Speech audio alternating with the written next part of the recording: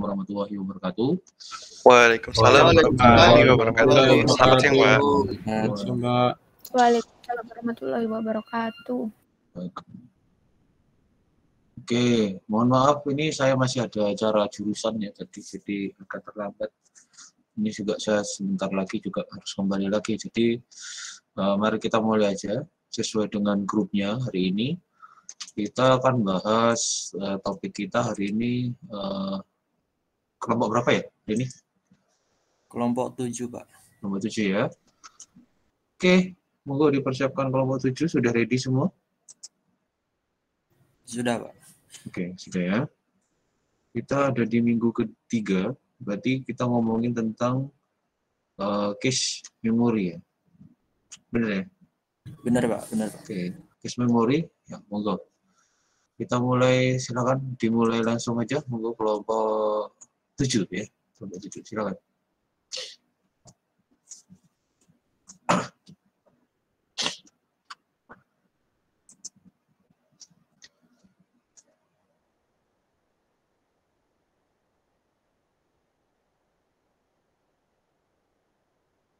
Kelompok 7?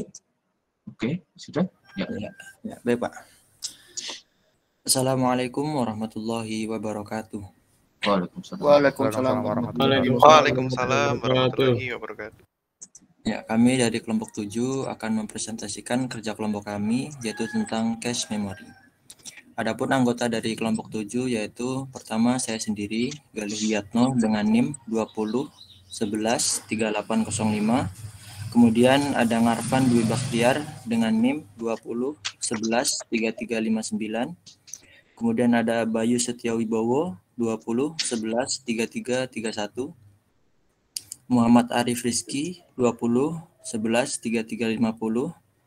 Ada Mukhlisin M Arsyad dengan NIM 20 11 3325 dan juga Hana Oktavian Nur Hidayat dengan NIM 20 11 3347. Kemudian kita akan langsung ke materi pembahasannya. Yang pertama yaitu ada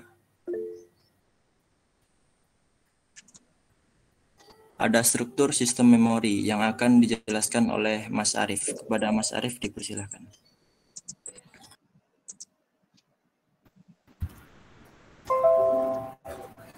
Struktur sistem memori. Struktur sistem memori dapat dibedakan menjadi 3 sistem. Yang pertama ada sistem memori sensorik atau sensory memory. Yang kedua ada sistem memori jangka pendek atau short term memory. Yang ketiga ada sistem memori jangka panjang atau long term memory. Yang pertama ini sistem memori sensorik, yaitu mencatat informasi yang masuk melalui salah satu atau kombinasi dari panca indera, yaitu secara visual melalui mata, pendengaran melalui telinga, bau melalui hidung, rasa melalui lidah, dan rabaan melalui kulit. Bila informasi tersebut tidak diperhatikan, akan langsung terlupakan. Namun bila diperhatikan, maka informasi tersebut ditransfer ke sistem memori jangka pendek. Selanjutnya, sistem memori jangka pendek. Sistem memori jangka pendek ini menyimpan informasi selama sekitar kurang lebih 30 detik dan hanya sekitar 7 bongkahan informasi yang dapat disimpan dan dipelihara di sistem memori jangka pendek dalam suatu saat. Yang ketiga ada sistem memori jangka panjang atau long term memory. Setelah berada di sistem memori jangka pendek, informasi tersebut dapat ditransfer lagi dengan proses pengulangan ke sistem memori jangka panjang untuk disimpan. Atau dapat juga informasi tersebut hilang atau terlupakan karena tergantikan oleh tambahan bongkahan atau informasi baru. Selanjutnya, setelah berada di sistem memori jangka panjang, informasi tersebut dapat diperoleh kembali melalui strategi tertentu, atau informasi tersebut terlupakan, gagal atau tidak dapat diperoleh kembali karena adanya kekurangan dalam sistem perarsipannya. Contohnya pada gambar yang satu ini.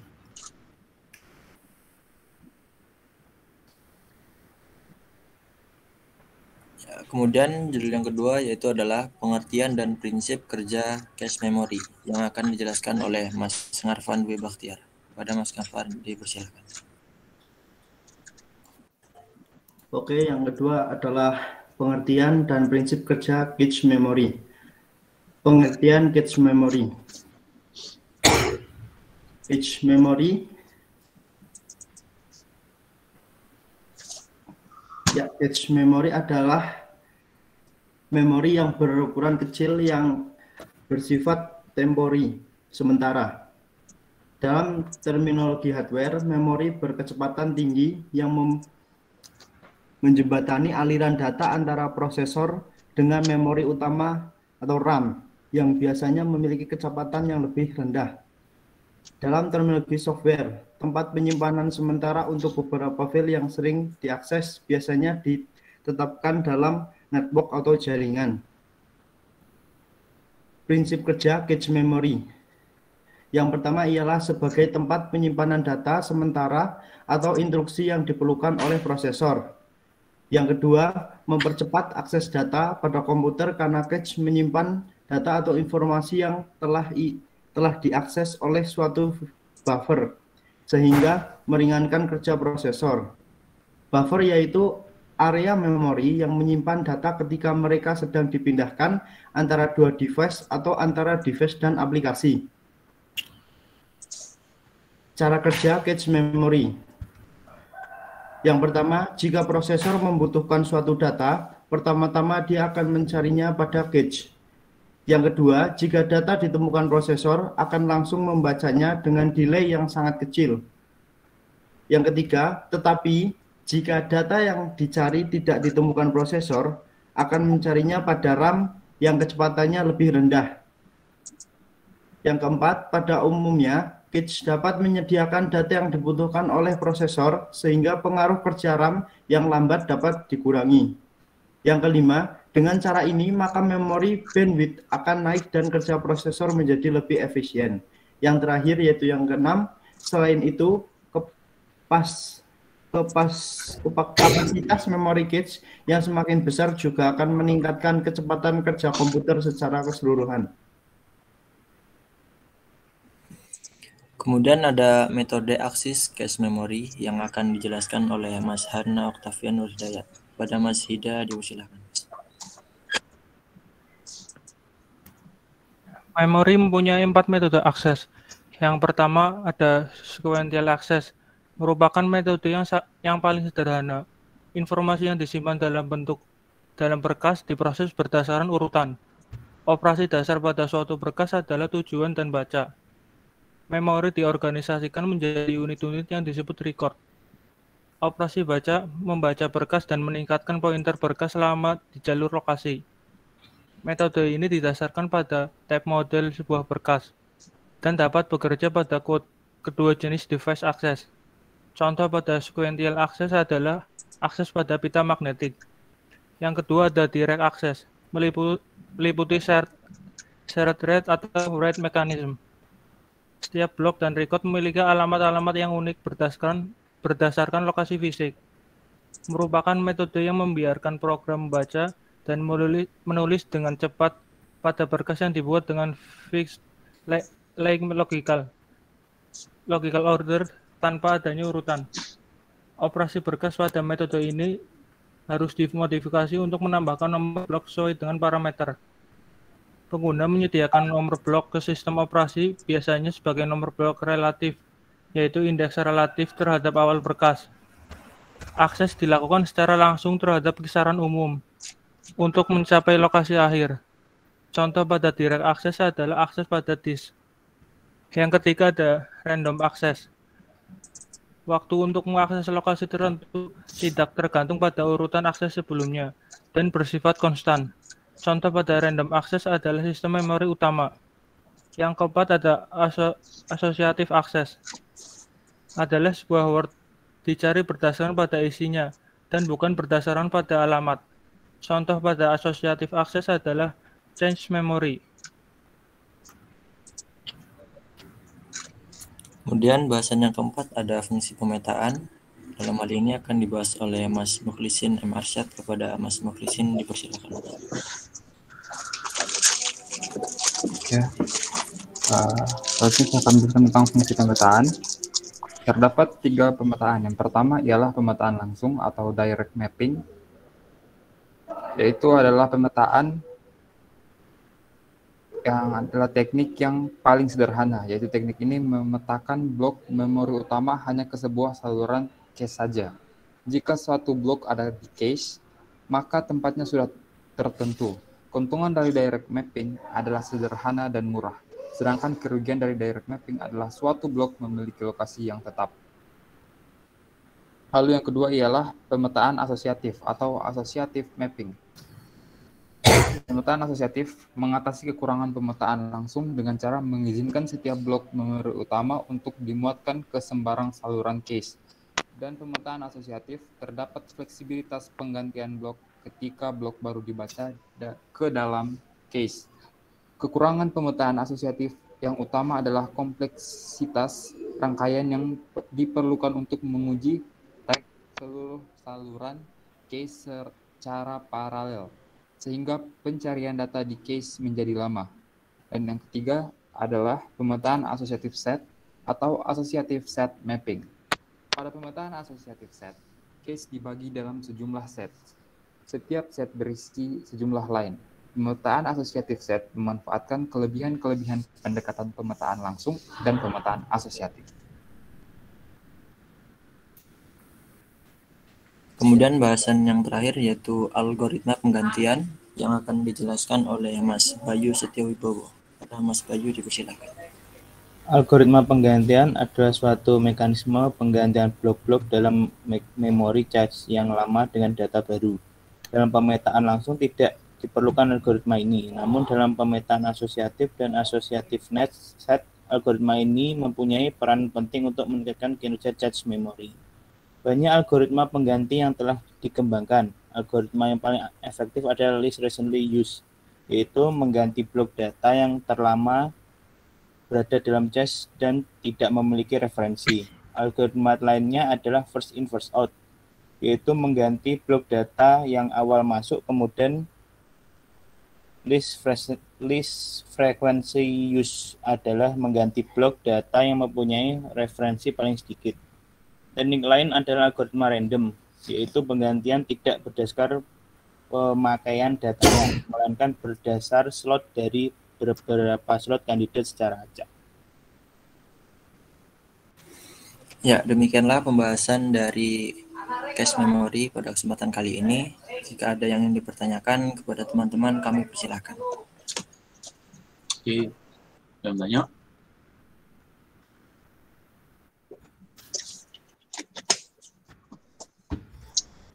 Kalau memang belum ngerti, bilang lo ya.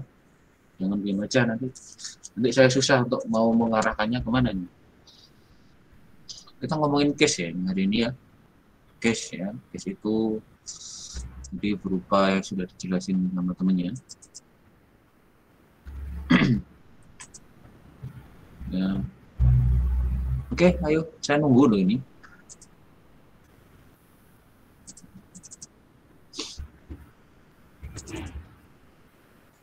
Any question? Nggak ada pertanyaan ya berarti ini ya?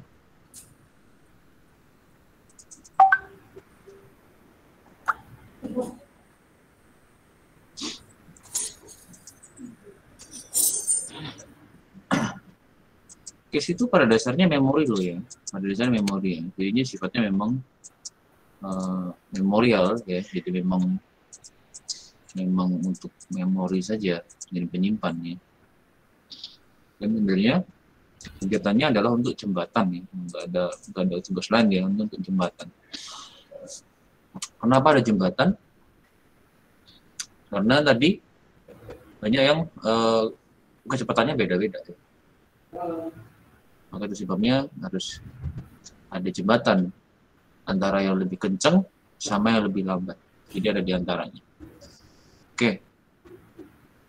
Yuk, silakan ada yang bertanya dulu, Kak.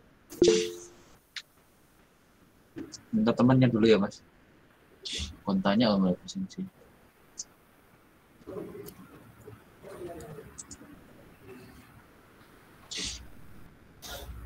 Ya, udah tanya nggak?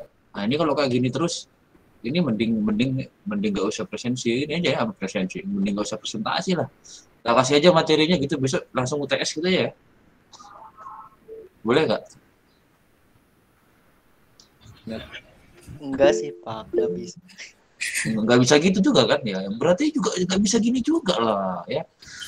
Jadi apa yang harus kalian pelajari harusnya bisa didapat dari sini. Maka bertanyalah. Dimulai dari bertanya.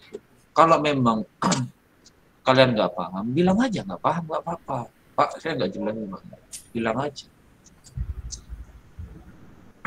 Saya bukan tipikal dosen di sini kayak iya ya mas. Saya tak kasih apa yang kalian butuhkan lah. Kalian saya coba dari yang kalian tanya dulu lah.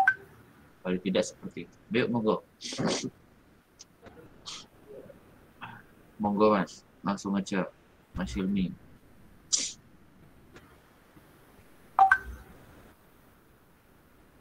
Itu mas kelompok 7 itu ada yang tanya tuh katanya. Ya tulis saja nggak apa-apa. Jadi nggak harus pakai mic buatnya.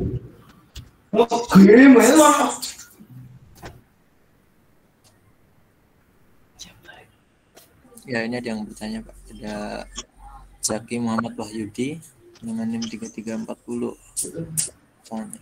Ya. Bagaimana cara mengetahui memori kita sudah rusak dan harus diganti? Rusak atau diganti? Nah, ini ngomongin hardware ya. Oke. Ya. Satunya apa nih? Apakah cache memakan memori? Memakan memori. Oke, lanjut. Yang raise hand, silakan Mas. Pak, saya mau bertanya. Kan tadi dijelaskan pokoknya di presentasinya ada mengatakan bahwa cache itu bisa membantu kecepatan dalam processing. Yes. Kenapa gini? Kenapa cache ukurannya kecil-kecil? Kenapa nggak sekalian dibesarin aja? Gitu, Pak. Terima kasih, Pak. Oke. Kenapa kok cache itu ukurannya kecil-kecil? Orang diketik wae sih sana ya. Oke. Baik. Ada lagi? Saya Pak, saya mau bertanya. Kan pada umumnya cache terbagi 3 jenis kan Pak? Terdapat L1 cache, L2 cache, L3 cache. Oke. Pertanyaan saya ialah kenapa setiap level cache tersebut berbeda-beda size-nya Pak? Terima kasih. Kenapa L3, L1, L2 itu beda-beda ukurannya? Oke. Benar Pak. Ya. Next. Karena saya yakin nggak semua orang paham atau ngerti cache itu yang mana kan.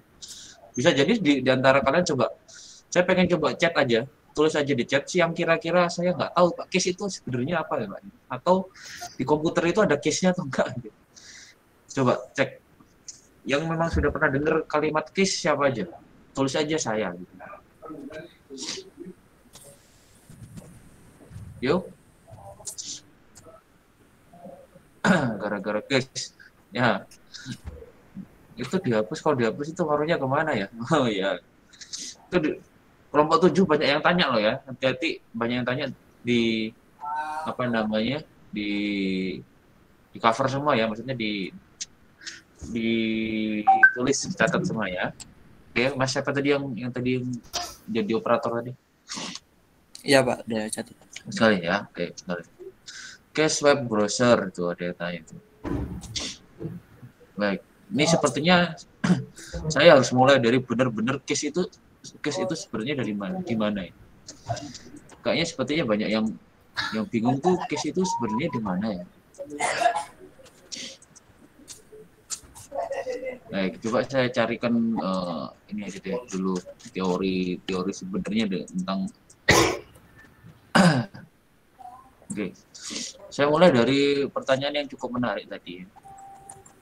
Kalau rusak, mengetahui kata rusak. Mas, kalau komputer itu memori, kalau ngomongnya memori, ingat ya, yang pertama dulu, yang paling awal dulu adalah cache itu memori. Jadi Anda jangan di benak Anda, kalau ngomongin memori, itu jangan hanya tertuju pada yang namanya RAM yang biasa kalian tahu. Jadi cache itu juga termasuk memori. Jadi kalau ditanya apakah cache itu memakan memori? Nah, ini ada banyak pemahaman yang agak sedikit beda nih, ya. Agak sangat beda. Jadi kalau ditanya itu apakah cache memakan memori, ini cache-nya siapa dulu? Nah, ini yang kita bahas adalah cache media penyimpanan ya. media penyimpanan transisi. Ya, media penyimpanan transisi. Karena yang dijelasin dari kelompok 7 semuanya material semua tuh, nggak ada visual sama sekali tuh. Saya nggak ngeliat visual sama sekali tadi. Jadi yang kita bahas ini adalah sebuah memori yang posisinya memang untuk menjembatani para prosesor, para device yang memiliki kecepatan yang lebih tinggi agar bisa berkomunikasi dengan si device yang lebih rendah. Bahasanya gini, kalau kalian melakukan lari estafet, pernah tahu kan? Estafet tahu nggak? Pernah lari estafet nggak? Lari estafet itu yang pakai apa namanya? Tongkat itu ya? Tahu? Ganti-gantian? Iya Pak. Iya. Iya, tahu Pak, paham. Saat pelari pertama akan memberikan ke pelari kedua, yang dilakukan pelari kedua, Pak. Ada yang tahu nggak? Saat pelari Nungguin, kalau pelari kedua ini berarti nungguin, Pak.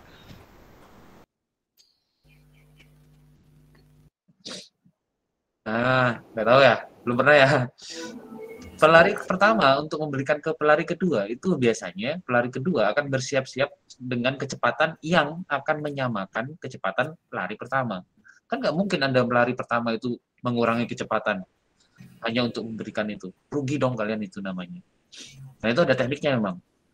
Jadi pelari kedua akan melakukan kecepatan, akan berlari dahulu, menyesuaikan kecepatan baru dikasih estafetnya. Begitu ceritanya. Nah, begitu juga dengan si komputer. Komputer itu, prosesor itu kecepatannya adalah 1 miliar perhitungan per detik. Tapi keyboard Anda atau hard disk Anda tidak sekencang itu. Dia hanya bisa melakukan perhitungan 500 juta per detik.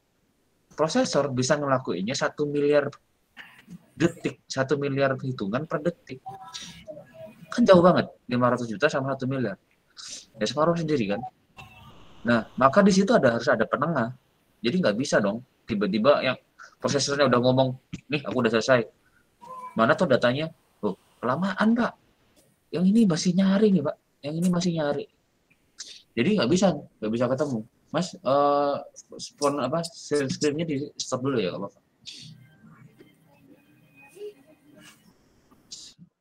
Mas Gali tadi share screen-nya di stop dulu ya? Mas Arif nih. Mas Arif. Siapa nih? Arif ya tadi ya? Mas Arif yang share screen. Arif juga nih. Baik, Pak. Nah, saya mau ini juga. Saya mau apa namanya? Share screen juga saya. Nah, kalau saya mau jawab itu tadi, case itu memakan memori nggak? Nah, case yang dimaksud itu ya case yang mana dulu? Karena di sebuah aplikasi atau web browser dia juga punya case. Nah, prinsipnya yang dipakai itu sama persis. Jadi kalau dia di browser dia jembatan antara si server dengan kalian. Tapi kalau di komputer gimana? Ya berarti dari sebuah processing dengan media penyimpanan. Maka itu sebabnya si case ini sebenarnya mengcopy memori dari memori utama. Kenapa dikopiin dulu dari memori utama? Memori utamanya adalah RAM ya. Nah, ini baru saya bilangin RAM. Memori utamanya adalah RAM ya. Tapi karena dia lebih kurang kenceng untuk mengakses, maka aksesnya dititipin dulu sama orang yang lebih agak sedikit kencang daripada si prosesor. Daripada si RAM. Ini kelihatan nggak? Jadi oke. Jadi cara kerjanya si case ini. Jadi case ini secara hardware ya. Ini secara hardware. Jadi kita ngomonginnya secara hardware dulu. Nanti entah si case ini akan berubah menjadi proses sebuah metode yang berbeda atau metode di sebuah aplikasi. Ini nanti kita bicara yang berbeda. Nah, kita ngomongin secara prinsipnya dulu. Case ini ngomonginnya adalah salinan utama dari isi memori utama. Nah, memori itu ada banyak ya, ada banyak sebenarnya. Makanya akan saya juga sekalian saya juga jawab ya. Di mana nanti saat ada proses hit, miss, ada proses hit, ada proses miss, itu terjadi karena jika prosesor melakukan sebuah searching data, jadi di prosesor minta data nih, minta data A. Data tersebut tidak langsung akan cari ke memori utama, tapi dia akan mencari dulu di cache. Jadi kalau di cache itu ada, maka dia nggak perlu jauh-jauh lagi ke si memori utama. Di mana sih letaknya? Nah ini deh. Nah secara gambaran data kecilnya seperti ini nih. Data-data kasarnya begini. Jadi prosesor dari database dan seterusnya ada memori. Dari cache ada di tengah-tengah nih. Jadi cache-nya ada di tengah-tengah. Jadi dia bukan sesuatu yang apa ya namanya, extend gitu enggak. Memang dia ditambahkan untuk membantu.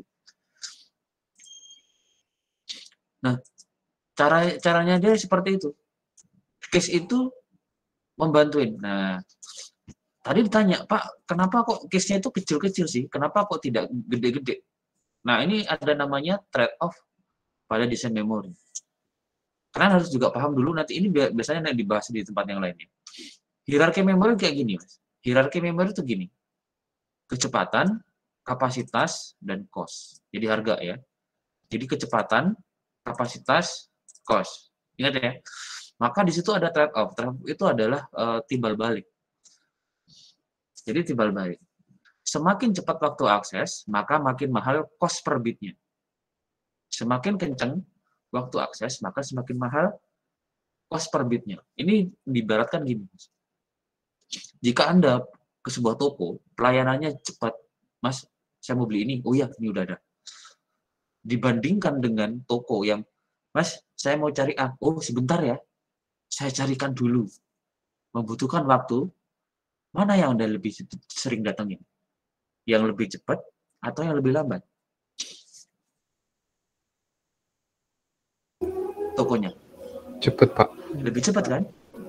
Anda pasti tahu. Toko yang punya layanan lebih cepat biasanya agak sedikit mahal daripada yang agak lambat. Ini diibaratkan kayak, ini saya bukan bandingin ya, toko modern sama juga dengan toko tradisional. Kalau di toko tradisional, biasanya toko kelontong tradisional, Mas, saya mau nyari ini nih, oh di sebelah mana Pak? Oh ini gini-gini, tak cariin, oh lama. Tapi kalau Anda ke toko modern, Mbak, saya mau cari ini, oh iya, sebentar, ya Mbak. Nah, ini Pak, udah gitu kan? Tapi harganya lebih mahal kan? So itu yang mengibaratkan yang seperti itu. Semakin cepat waktu akses, maka cost per bitnya akan semakin mahal. Itu ya, itu trade-off. Kencang aksesnya, tapi mahal. RAM, Mas, kalau Anda ngomongin RAM, maka kalau kalian cari RAM yang punya kecepatan kencang, pasti harganya lebih mahal. Bener nggak? Yang RAM yang dengan kecepatan 10 ribuan, atau dengan hard disk deh, hard disk yang kecepatannya tinggi itu, 10.000 RPM dengan yang 7.000 atau 5.400 pasti lebih mahal yang 10.000. Begitu. SSD pun kan gitu kan. SSD-nya berapa? SSD sampai 2 GB per second. Hard disk cuma 500 MB per second. Lebih mahal mana? SSD kan? Betul nggak? Nah, itu trade-off. Nah, baik ya, ini ngomongin memori ya, ini pemindah penyimpanan. Nanti bisa dibahas lagi pada memori eksternal sama memori internal nantinya. Kemudian ini Mas, semakin besar memori, cost tiap bitnya semakin murah. Nah, gitu. Kalau semakin besar memorinya, kapasitasnya, maka cost tiap bitnya akan semakin murah. Ini saya bandingkan lagi sama SSD sama hard disk. Mas, hard disk itu kapasitasnya berapa, Mas? Paling gede yang Anda tahu? 10 tera, Pak. Berapa? 8 tera, Pak. 8 tera tuh, ada yang tahu tuh. 8 tera. Ya, walaupun nggak semuanya bisa dibeli tuh. Bisa membeli 8 tera kan. 8 tera. Kalau SSD punya nggak yang 8 tera? 1 Ada nggak? Pasaran deh, nggak usah. Gua kayaknya paling Pak, SSD 2 tera. 2 tera, maksimal 2 tera. Yang di pasaran. Coba. Yang saya tahu, Pak. Ya, cost-nya ya, Pak, berapa ya? Harga yang oke, kita bandingin aja hard disk yang 2 tera dengan hard disk yang SSD yang 2 tera. Berapa yang mana yang lebih murah? Hard disk. Hard disk. Padahal kan, iya. Mungkin saja Anda beli hard disk 1 tera, Anda baru bisa dapat SSD 256. Benar nggak? Ya kan? Iya, Pak. Nah, memori itu begitu.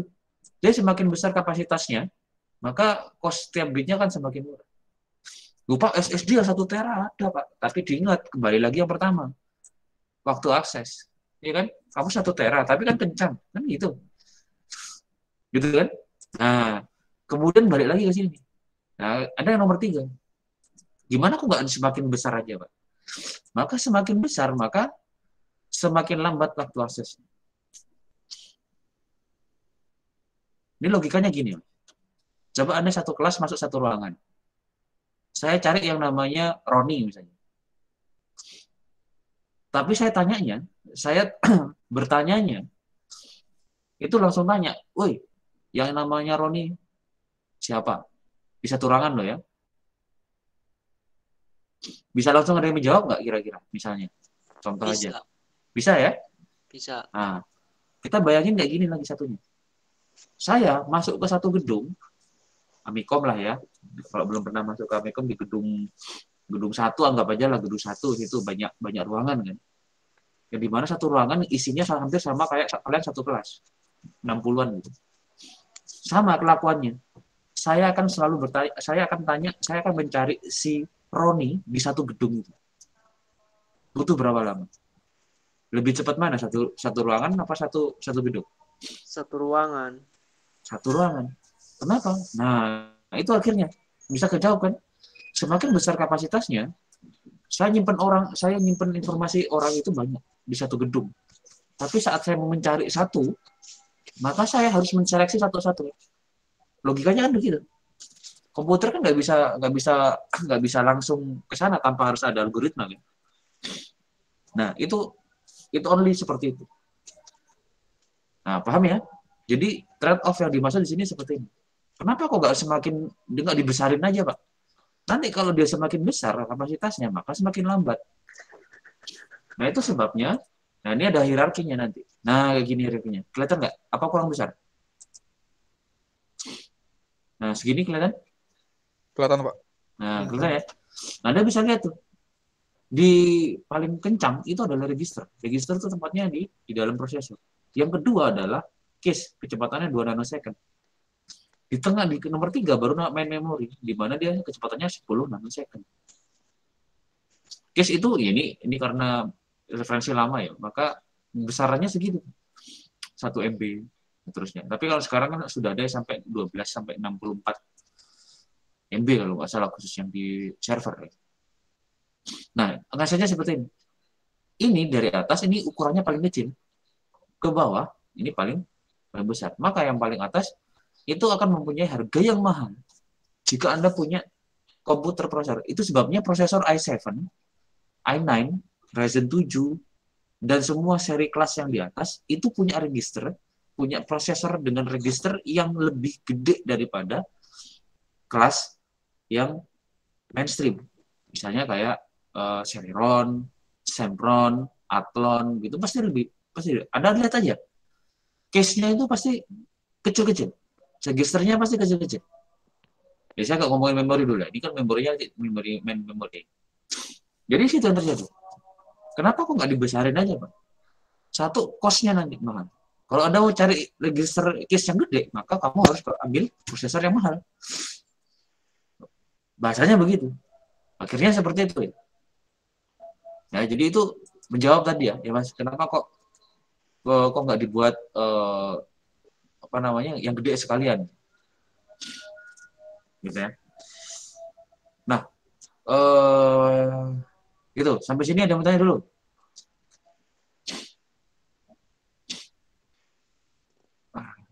Tidak ada Pak. Oke. Siap-siap, oke. Baik ya. Tadi pertanyaan yang voice lagi apa tadi ya?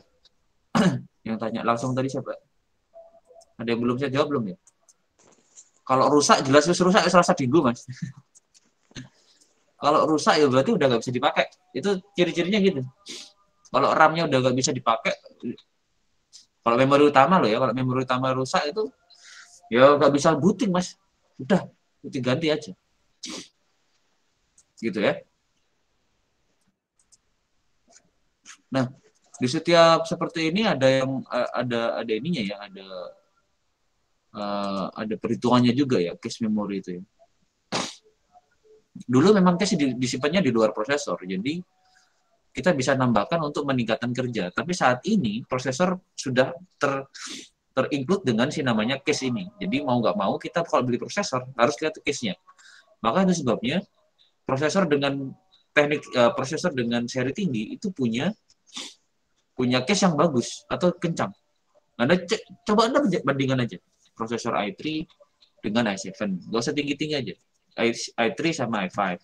Celeron dengan i3. Itu beda cache-nya. Lalu gimana Pak?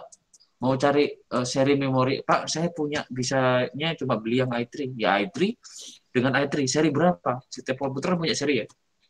Dicek aja cache-nya, mana yang lebih kencang, nah itu aja yang dipilih. Tapi pasti itu satu ya, pasti lebih mahal.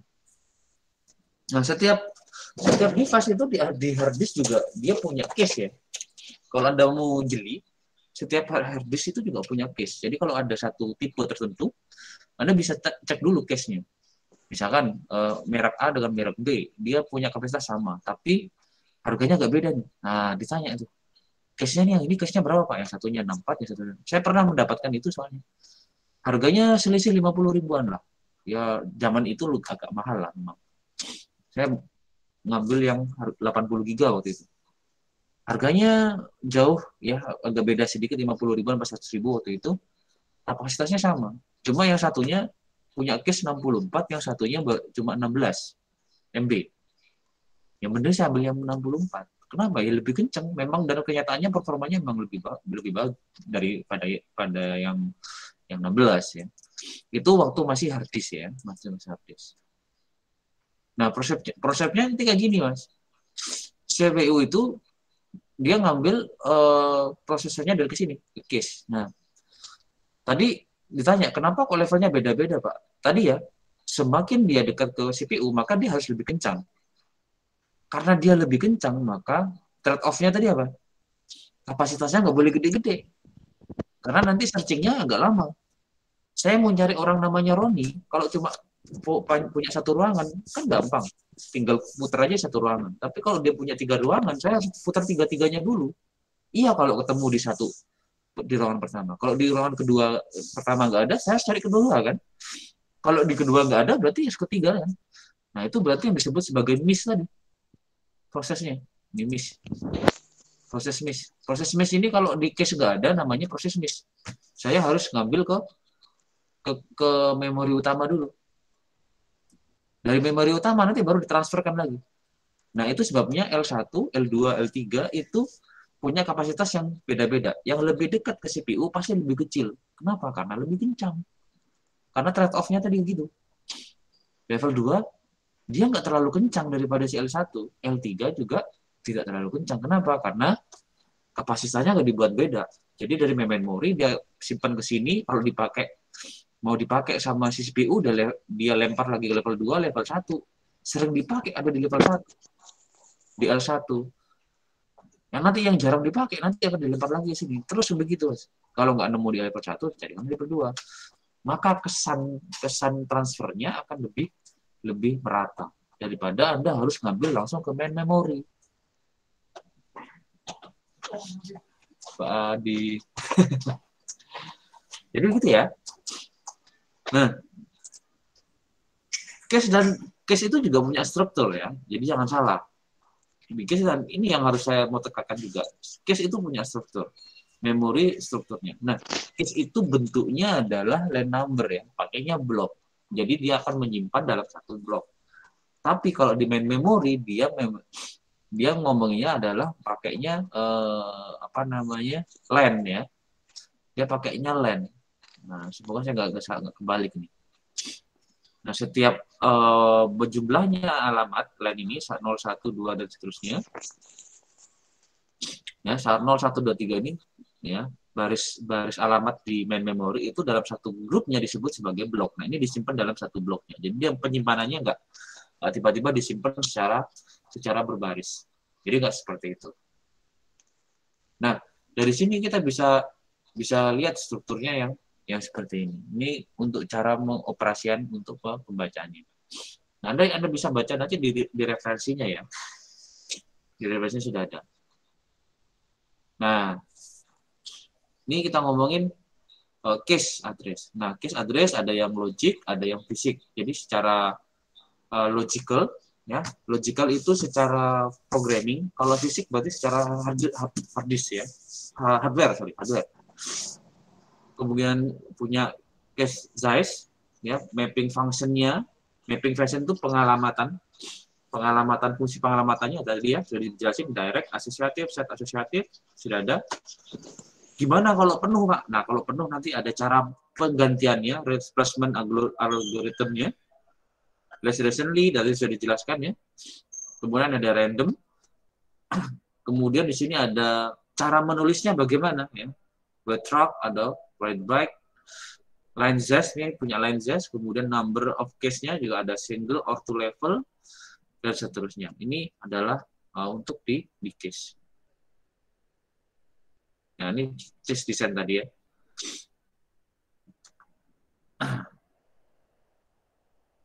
Nah, jadi proses penyimpanannya memang agak sedikit berbeda dengan memori utama. Kalau memori utama dia akan nyimpan per address. Nah, setiap address itu nanti akan dikumpulkan dalam satu blok. Nah, karena kan bentuknya itu ya, bit-bit gitu ya. Ya, gitu ya. Ini page replacement, nanti ada tinggal baca. Oke, ini ada algoritmanya, algoritma untuk pergantian. Jadi kalau dia lagi penuh, apa langsung dihapus, Pak? Enggak, ada caranya. Ya, ada caranya dia untuk memberikannya.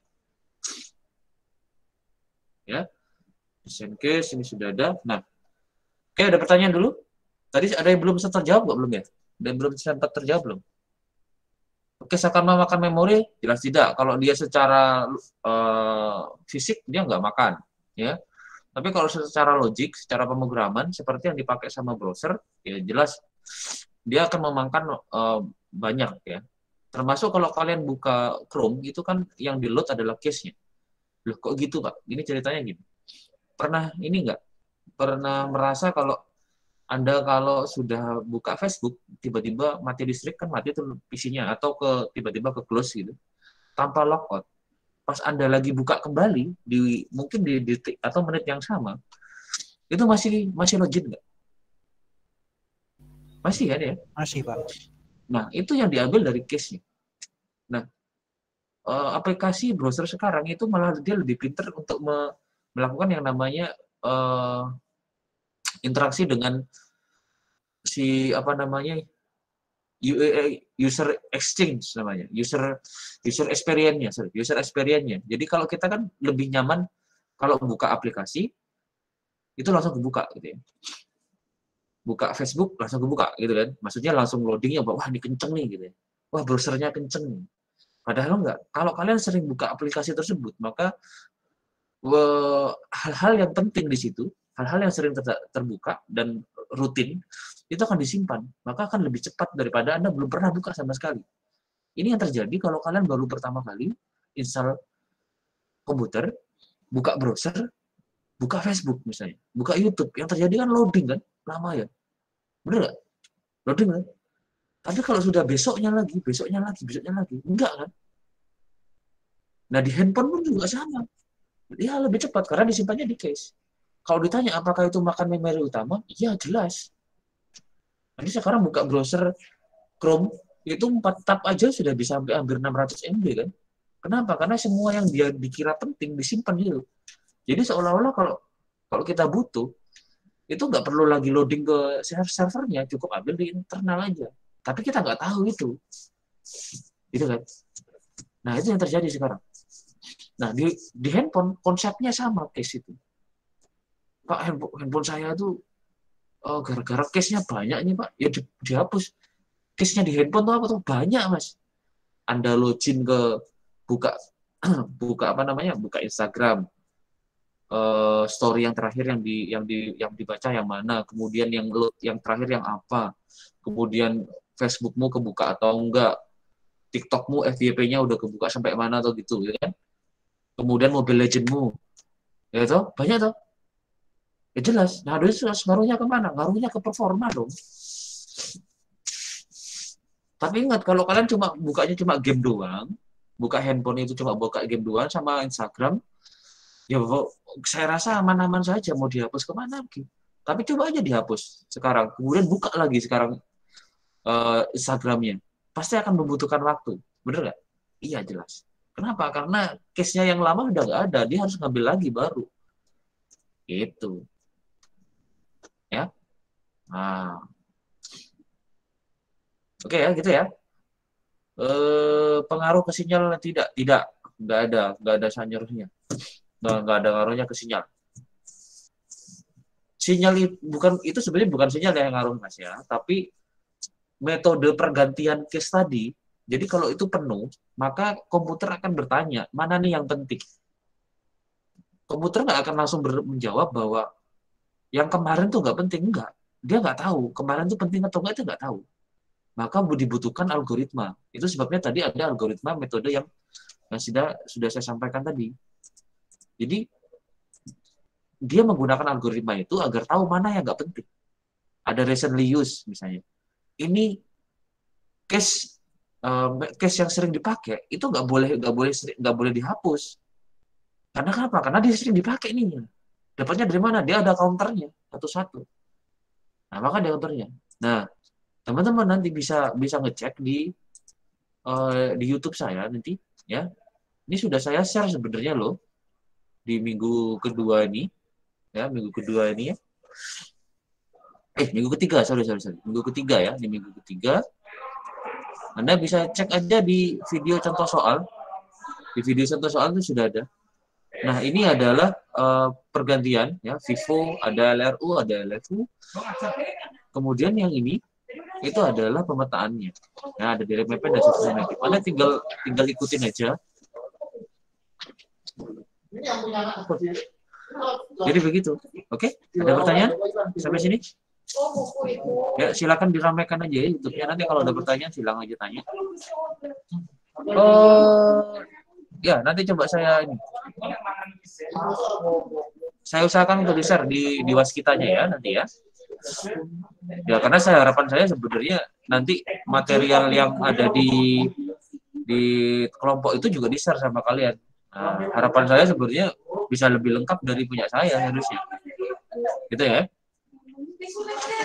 Baik, jangan lupa nanti di waskita saya akan selalu bikinkan assignment untuk kegiatan kalian minggu ketiga. Assignment untuk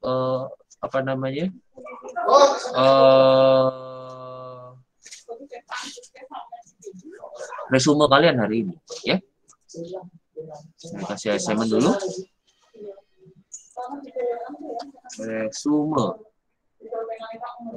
Resume 3 ya. Resume 3 pakainya file nanti. Due date-nya sampai tanggal 20 ya. Jangan lama-lama, selesaikan. Pakainya file submission. Oke, kemudian tinggal save. Ya. Ada pertanyaan lagi? Yes, resume ya. Apakah ada pertanyaan belum saya jawab? Atau mungkin ada pertanyaan lagi? Silakan. Enggak ada sepertinya, Pak. Enggak ada ya. Baik, kalau tidak ada, terima kasih. Presentasi sudah saya share. Selamat siang. Assalamualaikum warahmatullahi wabarakatuh. Waalaikumsalam warahmatullahi wabarakatuh. Waalaikumsalam warahmatullahi wabarakatuh. Terima kasih, Pak.